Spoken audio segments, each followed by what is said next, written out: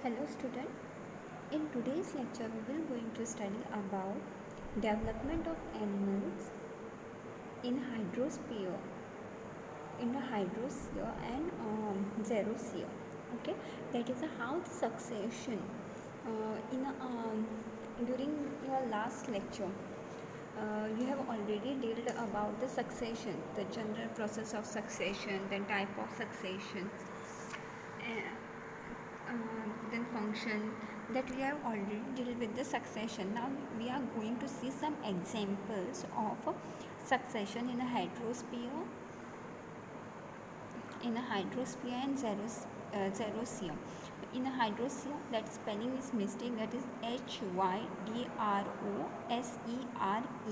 Okay, and also the animal spelling is mistake, spelling mistake is there of animal, that is ANIMALS. Okay, so we are going to see the first, the hydrosphere, that is before that we will just revise what is a succession is. Okay. A succession in an ecology is the process of change in the species structure of that particular ecosystem, community of that particular ecosystem, or in a particular ecosystem. So what happened, it is the process of change of a structure, species structure of an ecological community that have taken over the time. For the succession it requires time. So the changes of the process by which structural changes of a species in a community of that particular ecosystem is carried out over the time is termed as a ecological succession. Okay, and now we are going to see the type example of succession, that is how the development of the animal uh, have carried out or taken place in a hydrosphere. Okay, the first hydrosphere is a good example of succession in a pond, or the hydrarch succession also refers to the hydrosphere, that is in the pond community, or by which the community are converted into the land community. Okay, in a hydrosphere is an example of a hydrarch succession. Hydrarch succession means, student remember, hydrarch succession will or hydrosphere will during the type of community we have studied about the hydrosphere community, means the community, the plant or organism which are found in a plenty of water. So in other words, it is the aquatic medium or ecosystem. So here in this example we will study about how the pond ecosystem will convert into a pond community will convert into a land community. Okay, in this the initial stage is the phytoplankton. Okay, in phytoplankton include some blue algae, some blue green algae like cyanobacteria, green algae, for example spirogyra. Okay, then diatoms and bacteria. All this refers to the phytoplanktons. Okay, they are the pioneer colonizers, the first colonizers. Okay, and then they are consumed by the zooplanktons. Okay, in zooplanktons what are the included, the invertebrates. Okay, the microscopic invertebrate, that is protozoans, for example amoeba, paramecium, euglena and all. Okay, which is further consumed by the fish such as the bluegill fish, sunfish, largemouth fish, okay, they are the next consumers. So gradually what happens, this organism die and increase the content of the organic matter in the pond. Okay, so what happens, this organic matter is then utilized by the bacteria and fungi. Okay, and the minerals are then released after the decomposition. So what happens at the base of this pond, there is a nutrient rich mud, okay, which will support the growth of the this rooted hydrophytes. Okay, rooted hydrophytes includes or refers to the plants or which in which like in which the organism include the plants in which the roots are submerged in the water, but they will float, the leaves will be float, okay, but they will be having a deep root which will be submerged in a mud, that nutrient rich mud is there na, in that root will be submerged. Okay, so this forms the shallow water zone. Okay, and this will include the submerged stage which will be also along with the plant. In this, the other organisms like animals will be also be found or inhabit, okay, such as dragonflies, mayflies, crustaceans are found uh, in this layer. Okay, and followed by this, after the hydrophytes, these hydrophytes die, they are decomposed by the microorganism. Okay, so again there is a release of nutrients.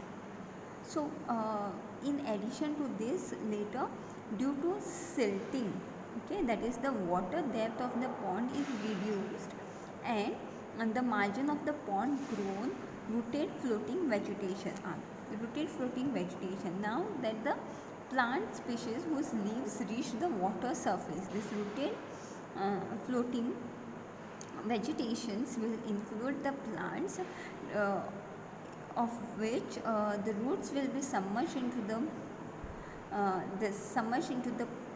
pond, and it will grow, whereas the plant leaves will be floating. Okay, that is the plant species like Trapa, TRAPA, then Monocoria, MONOCHORIA. These are the examples of plants whose referred to as a rooted floating plants. Okay, whose roots will be submerged into the water, whereas the leaves will be floating. Okay, so these plants, what do they do? As they are floating, it is like fauna living in a space, and it is increased and diversified. After some time, it is increased and diversified. Then it introduces or forms the habitat for the animals like hydra, frog, salamander, then gill breathing snails, beetles like diving beetles, and it also hosts an insects, for example stick insect. This all will be capable of under the uh, utilize this space, that is the floating leaves appearance. The surface of the floating leaves appearance is utilized by other organisms. So even it forms an habitat for some turtles and snakes, okay, that also invade the pond. So gradually what happens, the water depth in the pond keep on decreasing. Okay, and this is outcome of due to the evaporation and also due to the deposition of the organic matter. Okay, so thus at the end what happens, the concentration of the nutrient keep on increasing. As the depth of the pond keep on decreasing, there has been increase in a nutrient, okay, of the pond. So this free floating plant such as this Lemna azolla, this azolla, this keep on increasing their population, and because of it increase one, because what happened, there is first of all no competition, and there are lot of nutrients keep on depositing. So it is like has all the nutrients are available, the number of this floating plants, free floating plants keep on increasing. So free floating plants increases, there is a gradual dead parts fill up the pond ecosystem. So resulting what happens, they build up the substratum. Okay, so resulting in the further build up of the substratum, the bottom. Okay, and at this stage the pond becomes a swampy ecosystem. Okay, so this swampy ecosystem forms an habitat for the reed swamp species such as reed grass, okay, then sedges. This uh, reed swamp reed and sedge are the in this you can see now the reed swamp reed swamp stage include and small or tall grasses that belongs to the family sedges, okay, sedges, okay. So reed are the small and tall grasses which are belong to the family sedges, okay. So all these will now invade the pond, and later they are gradually replaced by the mesic community. Then comes the mesic community, the mesic community, that is MESIC, that is referred mesic community will habitat will be a well balanced stage in which they will supply a lot of moisture. Okay, so at this mesic community is the habitat in which there is well balanced supply of moisture is present. This is refers to the mesic community. Okay, as the water depth is keep on reducing greatly, there is gradually land plants such as shrubs and trees start invading. Okay, invading means coming, start growing. Okay, ending in the climax community. So what happens is there is a decrease in the depth of pond uh, level, so there is invasion of the climax community, and here the climax community is the deciduous forest or giving rise to the forest.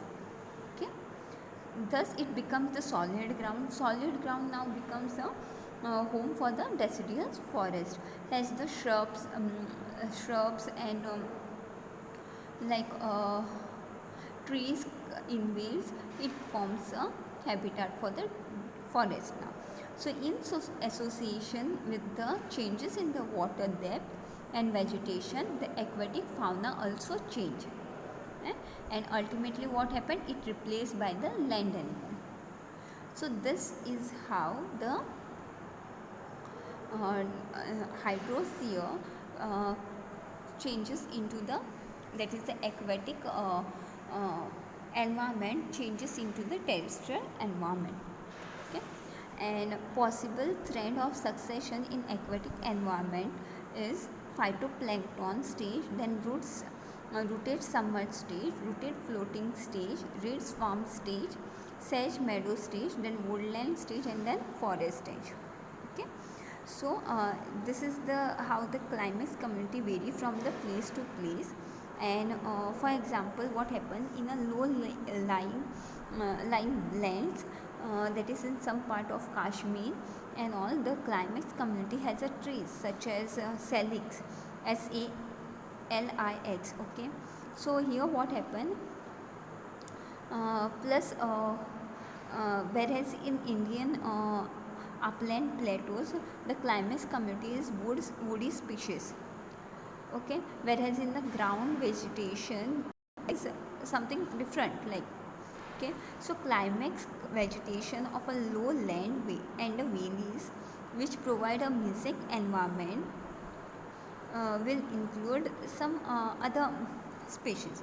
So this the end community or the climax community will depend the forest stage or the that stage or that community, the final community in a hydrosphere, well, it depends based on the type of environment, temperature, all this affect. Okay, so this climax community vary from place to place. So here it is forest stage, that is the deciduous forest. Okay, but in another ecosystem, it at a different temperature and altitude and latitude, the climax community may be different, no, that it is different. Okay, so this is about the stages of hydrosphere or the community succession in hydrosphere. Then next is the succession. Then next is the succession in a xeric habitat. In a xeric habitat, also referred as a xerosphere, is a succession which begins on exposed parent rocks. Like parent rocks here refers to the lithosphere or the dry sand. Okay, so what happened in a dry sand? They involves different stages. Like first is the crustose, that is a lichen stage, which forms the pioneers. Pioneer means the first community which comes, okay, forms, okay, followed by foliose lichen stage, and then moss stage, followed by herb stage, shrub stage, and then forest stage, which is refers to the climax community or climax stage. Thus, pioneer plant are lichens, mosses in this xeric habitat, which will help in soil formation. Okay, and soil formation will accelerate erosion. So in course of time, what happened, there is a grasses and annuals and the herbaceous vegetations grow on the soil, and that will deposit it on the rocks. So like the hydrosphere, the lithosphere involves a succession changes in the animals also. So here pioneers animals of the lichen stage are mites and spiders. Okay, so what happened, these animals are exposed to the harsh environment, so such as extreme fluctuation of temperature and all.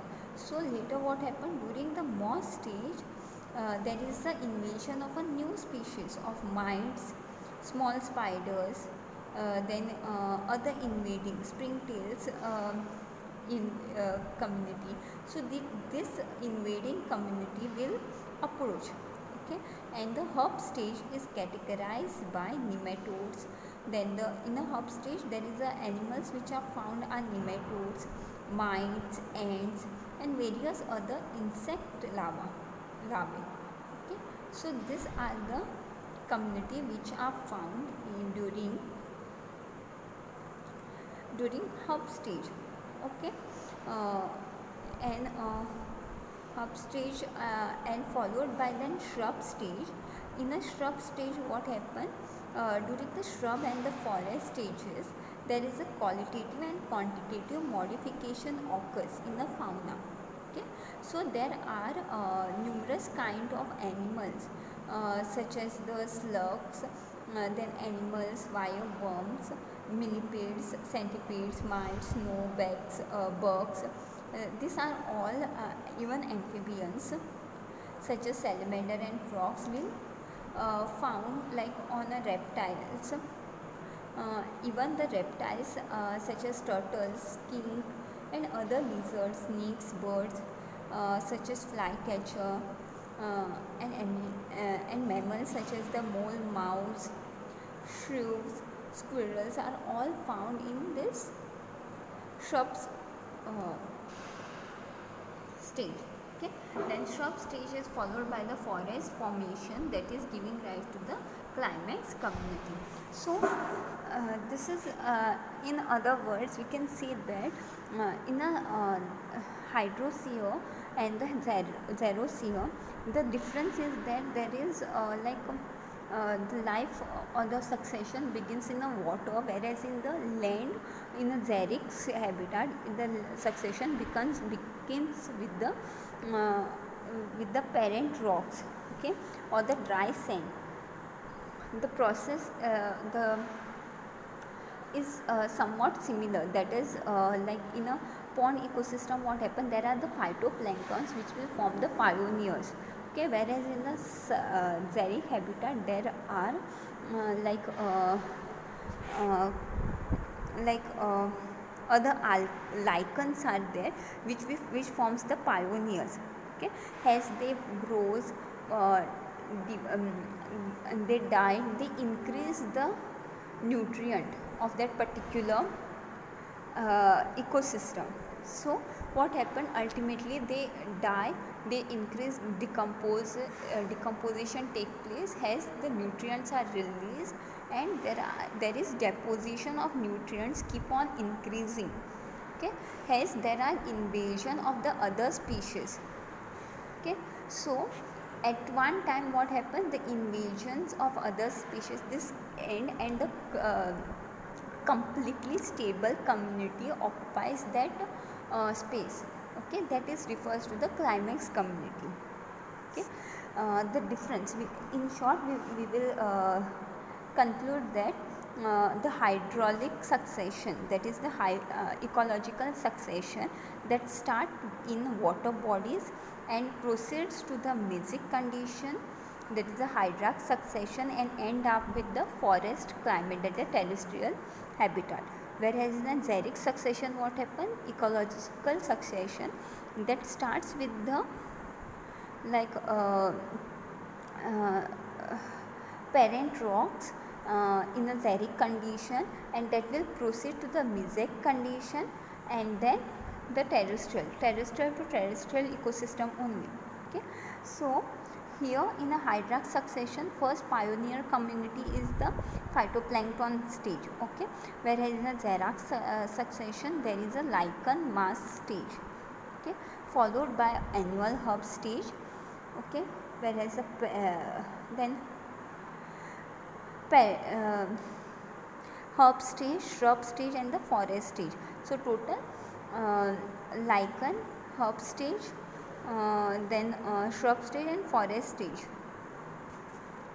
Sorry, lichen, moss stage, herb stage, shrub stage, and forest stage. So total 5 stages in the succession in the xeric habitat, whereas in the hydric habitat there are 7 successive stages, like phytoplankton which forms the pioneers community, then submerged plant stage, then submerged free floating stage, reed swamp stage, then marsh meadow stage, shrub stage, and the final forest stage, that is a climax community.